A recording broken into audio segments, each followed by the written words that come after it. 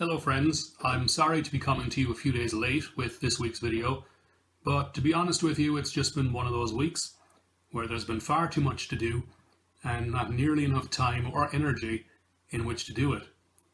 But that's okay, because it kind of fits in with what I want to talk to you about today. I don't know about you, but I can get frustrated and can find it challenging when things happen in ways that I don't like. I want things done according to my timetable, the way I want them done, and in a way that brings about a conclusion or an outcome that pleases me. And of course, as we know, in this world in which we live, that just isn't always possible. And so naturally, I can get frustrated. I can get impatient. And I'm sure you do as well sometimes. As you know, we've been looking the last couple of weeks at the different characteristics of God, who He is, how He's different, all of that kind of stuff. And last week, we touched on this idea that God is a merciful God. That even though we deserve punishment, God, in His mercy, allows His wrath to pass over us, to spare us. And today, just for a few brief moments, I'd like to take a look at how God demonstrates that mercy. And we're going to see that the Bible tells us that God puts His mercy on display, shows us His mercy in the fact that God is a patient God. You see, unlike you or me or pretty much any human who's ever lived, God is perfectly entitled and has every right to apply His divine standards to everything, because ultimately He owns everything. Every cent in your bank account, every brick in your house, every crumb in your pantry, every blade of grass in your garden, every hair on your head, every speck of dust floating around this globe that we call Earth, and all the trillions of light years of stars and planets and nebulae and all the other stuff in the universe, it all belongs to Him. And it belongs to Him because He created all of it. And because He created it all, because He owns it all, He has the right to exercise His perfect standards over all of His creation 24/7. So when His creation was corrupted, because those whom He created corrupted it, He could have hit the pause button.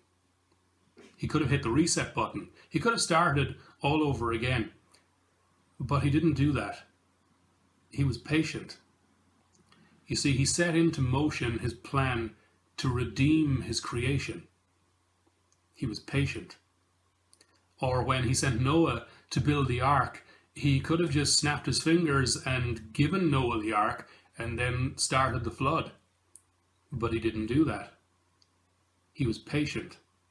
He waited patiently for 120 years while Noah built the ark and displayed God's patience before a single drop of rain fell. And as we've been looking at for the last couple of weeks, even though Israel kept rebelling and rebelling and rebelling, God kept calling them back to Himself over and over and over again. Despite their transgressions and despite their rebelliousness, He bore with them. He was patient and called them back to Himself. And He's patient with us too. And if you have a Bible, go ahead and open it to the New Testament, to the book of 2 Peter. And we're going to see how God is patient not just with Adam and Eve, not just with Noah, not just with Israel, but with each of us too. I don't know how or when you became a Christian, but if it's like most people, it was a process that took a period of time. Maybe people were sent into your life like friends or relatives or preachers or evangelists who shared the truth with you, who gave you the gospel. And maybe your circumstances changed and you were brought from one place to another and back again and all of that kind of thing. And at some point, at the end of all that, you became a believer in Jesus Christ. And here in chapter 3 of 2 Peter, we're going to see that we can view that experience of how we became believers in light of the truth of God's Word, about how God is patient, not just with people in history, but with us too. So go ahead and open chapter 3 of 2 Peter and take a look at verse 8. But do not overlook this one fact, beloved, that with the Lord 1 day is as 1,000 years, and 1,000 years is as 1 day. The Lord is not slow to fulfill his promise, as some count slowness, but is patient towards you, not wishing that any should perish, but that all should reach repentance. God doesn't run a quiz show where you have 5 seconds to give the right answer or you fall through a trap door. His patience was on display with you and with me and with all believers, in that when there was a time when we didn't believe, he didn't immediately snuff us out at the first sign of our disobedience.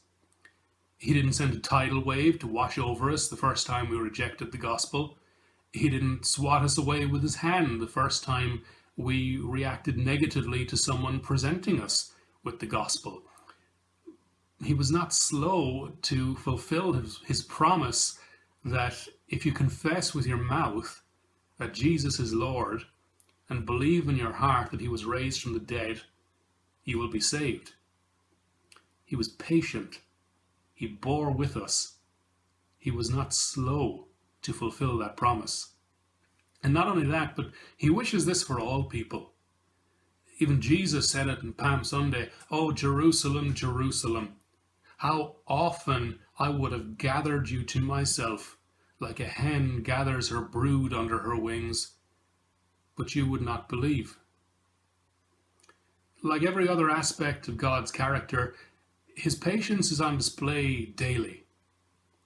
It's on display in that while there's breath in our lungs, he waits for us.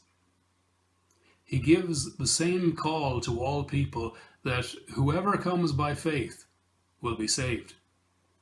And his patience is on display in the fact that he doesn't expect us to get this Christianity stuff all right the first day we become a Christian.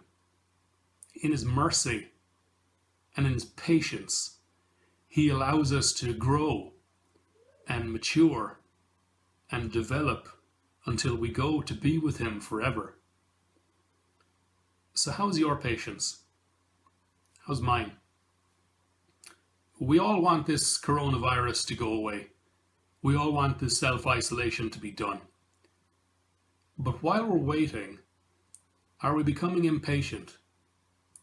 Are we letting that impatience turn into bitterness and hardness of heart? For those of us who are parents, when our young children act like young children, are we impatient that they don't conform to the idealized version we would like them to be?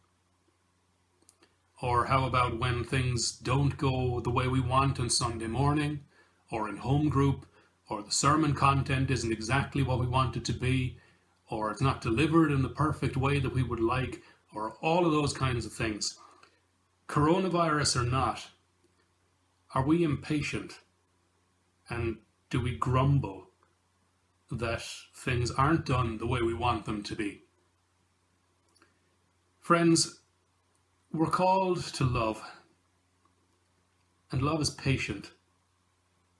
Love bears all things. Let's be patient while we wait for all of this to end.